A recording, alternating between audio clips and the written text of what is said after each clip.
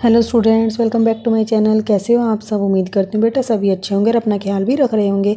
तो बेटा आज हम इसमें करने जा रहे हैं अपनी वर्कशीट नंबर 41। साइंस सब्जेक्ट की है, 9th क्लास की है और हिंदी मीडियम में। ओके, इंग्लिश मीडियम के लिए बेटा अलग से बनेगी। 7 अक्टूबर की है, जिसमें हम पढ़ेंगे बल तथा गति के नियम। जो हमारा चैप्टर चला हुआ है बेटा, उसमें आज हम पढ़ेंगे गति का तीसरा नियम। इससे पहले हमने पढ़ा था गति का दूसरा नियम। ओके, तो चलिए स्टार्ट करते हैं। जिज्ञासा से ज्ञान क्या पूछ रहा है? जिज्ञासा दीदी, आपने बताया था कि बल हमेशा जोड़े में होते हैं। तो हमने पढ़ा था बेटा अपनी फर्स्ट वर्कशीट में कि बल हमेशा जोड़े में होते हैं और वो दोनों हमेशा विपरीत दिशा में लगते हैं। तो जो विपरीत दिशा में दो अलग अलग वस्तुओं पर कार्य करते हैं, ऐसा क्यों होता है? मतलब कि वो अलग अलग वस्तुओं पर कार्य क्यों करते हैं, ऐसा क्यों होता है, ये पूछ रहा है। ठीक है, तो फिर वो क्या बताती है कि ज्ञान यह सच है कि बल हमेशा जोड़े में लगते हैं या होते हैं, एक दूसरे के विपरीत कार्य करते हैं। यह गति के तीसरे नियम पर आधारित है। ऐसा क्यों होता है? ये तीसरे नियम पर आधारित है।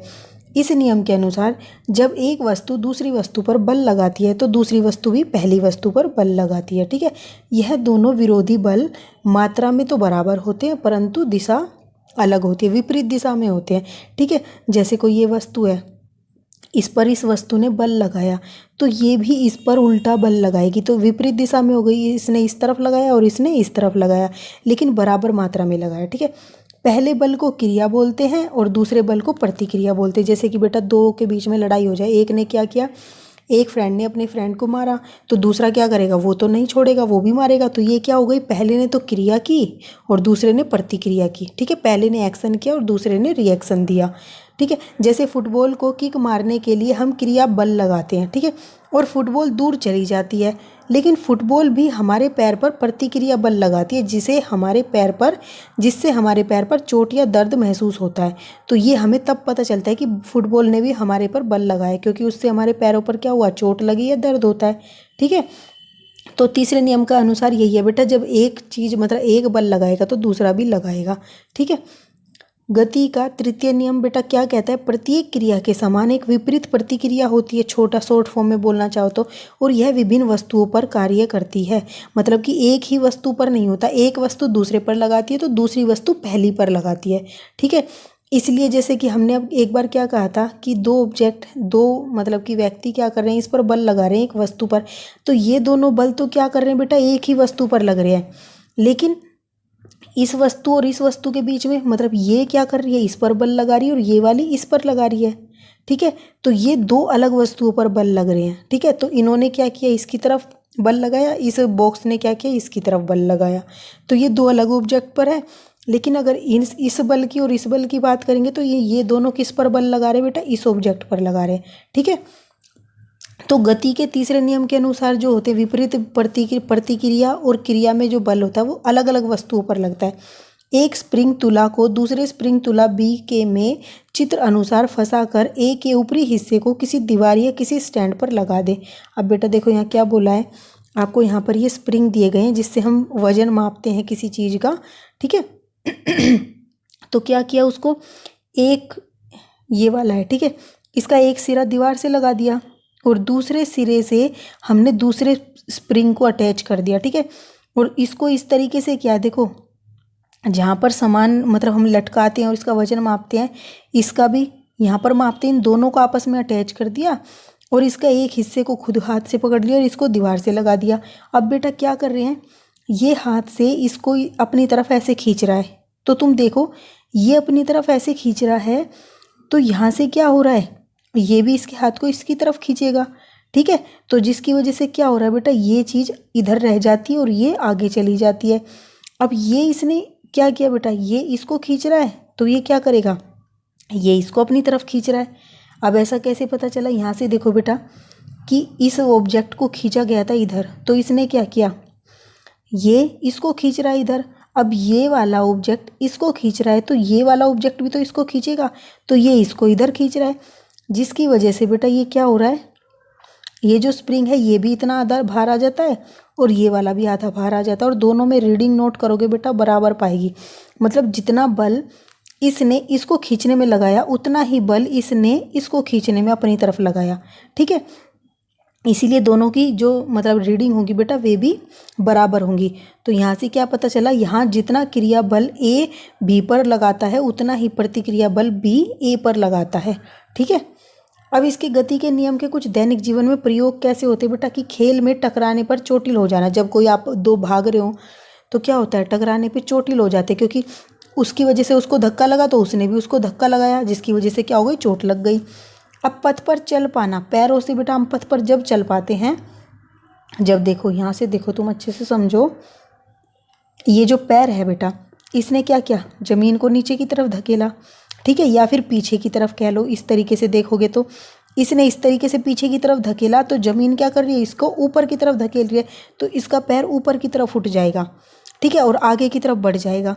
फिर ये आगे की तरफ बढ़ गया, फिर ये दोबारा से नीचे रख के पीछे की तरफ धकेलेगा दूसरे पैर से, तो फिर उसको ऊपर की तरफ धकेलेगा वो। इस तरीके से आगे बढ़ते चले जाते हैं हम। ठीक है, ऐसे ही बेटा एक और है, बंदूक से गोली छोड़ने पर बंदूक का प्रतिक्षेपण। तो बंदूक से जब गोली छोड़ी जाती है तो बंदूक का प्रतिक्षेपण होता है, मतलब कि यहाँ से देखो ये गोली निकली तो गोली ने भी इसके ऊपर क्या किया, बल लगाया, जिसकी वजह से बंदूक पीछे की तरफ हट जाती है, झटका लगता है इसको बंदूक को पीछे की तरफ। ठीक है, रॉकेट का उठना बेटा ऊपर की तरफ कैसे होता है, रॉकेट क्या करता है, बल लगाता है नीचे की तरफ। अब जैसे ही रॉकेट नीचे की तरफ बल लगाता है बेटा तो ये जमीन ऊपर की तरफ बल लगाती है इस पर, जिसकी वजह से ये ऊपर उठ जाता है। ठीक है, ऐसे ही बेटा यहाँ नाविक को देखो, नाविक क्या करता है, नाविक के आगे की ओर कूदने की स्थिति में नाव का पीछे की ओर गति करना। जैसे ही नाविक ने क्या किया बेटा, नाविक क्या करता है, इसको पीछे की तरफ धकेलता है, तो नाव क्या करती है, इसको आगे की तरफ धकेलती है। ठीक है, या फिर ऐसे कहो कि ये आगे की तरफ बढ़ता है तो नाव पीछे की तरफ जाती है। क्यों, क्योंकि इसने नाव को पीछे की तरफ धकेला तो नाव ने इसको आगे की तरफ धकेला, तो ये आगे आ गया। ठीक है, ऐसे ही बेटा ये ट्रैम्पोलिन होती है जो हमारी, ट्रैम्पोलिन के खेल में कूदने पर वापस उछलना। तो एक बार तो तुम क्या करते हो, अब इस पर बल लगाते हो, इस पर ऐसे नीचे की तरफ कूदते हो। अब ये नीचे की तरफ कूदे तो इसने भी ऊपर की तरफ बल लगाया, जिसकी वजह से क्या हुआ, तुम ऊपर की तरफ उछले। ठीक है, तो ये इसी प्रतिक्रिया और क्रिया पर आधारित होता है। नेक्स्ट है, गेंद को दीवार पर मारने पर परिवर्तित होना। अब गेंद तुमने दीवार पर मारी तो दीवार भी इस पर क्या करती है, बल लगाती है, तुरंत क्या होती है, वापस मुड़ जाती है। ठीक है, तो ये सब क्रिया की प्रतिक्रियाएं होती हैं। अब इसका कुछ क्वेश्चन करते हैं बेटा। गति का तीसरा नियम लिखिए। तो गति का तीसरा नियम क्या था बेटा, हमने देखो यहाँ पर पढ़ा था कि जब एक वस्तु दूसरी वस्तु पर बल लगाती है तो दूसरी वस्तु भी पहली वस्तु पर बल लगाती है, यहाँ से।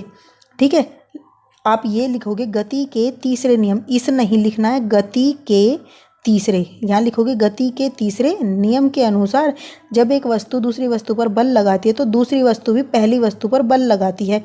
यह दोनों विरोधी बल मात्रा में बराबर होते हैं पर विपरीत दिशा में होते हैं। पहले बल को क्रिया और दूसरे बल को प्रतिक्रिया कहते हैं। आप यहाँ तक लिख लोगे। ठीक है, ये आपका गति का तीसरा नियम। ओके, अब बेटा सेकंड क्वेश्चन क्या है कि यदि कागज हमारे द्वारा पेन पर लगाए गए बल का विरोध नहीं करता तो क्या हम कभी लिख पाते, तो हम नहीं लिख पाते। तो क्या लिखोगे, यदि कागज हमारे द्वारा पेन पर लगाए गए बल का विरोध नहीं करता तो क्या हटा के यहाँ पर क्या करोगे, तो हम कभी नहीं लगा दोगे, बस यहाँ, तो हम कभी नहीं लिख पाते। ठीक है, और ये क्वेश्चन मार्क हटा दोगे, ये आपका आंसर बन जाएगा। यदि कागज हमारे द्वारा पेन पर लगाए गए बल का विरोध नहीं करता तो हम कभी नहीं लिख पाते। ठीक है, थर्ड है बेटा, एक सैनिक राइफल से गोली दागने से पहले राइफल को कंधे से क्यों सटा लेता है। तो क्यों सटाता है बेटा, हमने अभी पढ़ा था। तो जब एक सैनिक राइफल से गोली को दागता है तो राइफल गोली पर बल लगाती है। ठीक है, जिससे गोली राइफल से बाहर निकल जाती है, और इसी की प्रतिक्रिया में गोली भी राइफल पर विपरीत दिशा में बल लगाती है। जैसे गोली बाहर की तरफ निकली क्योंकि इसने राइफल ने इस पर बल लगाया, तो ये गोली भी क्या कर रही है, अब राइफल पर बल लगाएगी, जिसकी वजह से ये पीछे की तरफ झटका लगता है राइफल को। ठीक है, जिसकी वजह से उसको एक झटका महसूस होता है, इसलिए वह सैनिक क्या करता है, उसे कंधे से सटा लेता है ताकि वह उस झटके को सहन कर सके। ठीक है, ये लिखोगे आप इसमें। फिर बेटा आपका फोर्थ क्वेश्चन है, दैनिक जीवन में गति के तीसरे नियम के कोई 3 प्रयोग लिखो। एक तो बेटा पेन द्वारा लिख पाना, ठीक है, इसी के द्वारा संभव है। और बेटा पथ पर चल पाना भी इसी गति के तीसरे नियम द्वारा संभव है। और रॉकेट का ऊपर उठना भी इसी के द्वारा संभव है। तो आप ऐसे लिख सकते हो, या फिर ट्रैम्पोलिन के खेल में कूदने पर वापस उछलना भी इसी के कारण ही संभव है। ये लिख दोगे, इनमें से कोई भी लिख सकते हो आप। ओके, अब नेक्स्ट है बेटा कि गति के तीसरे नियम की मदद से हमारे चलने की प्रक्रिया को समझाइए।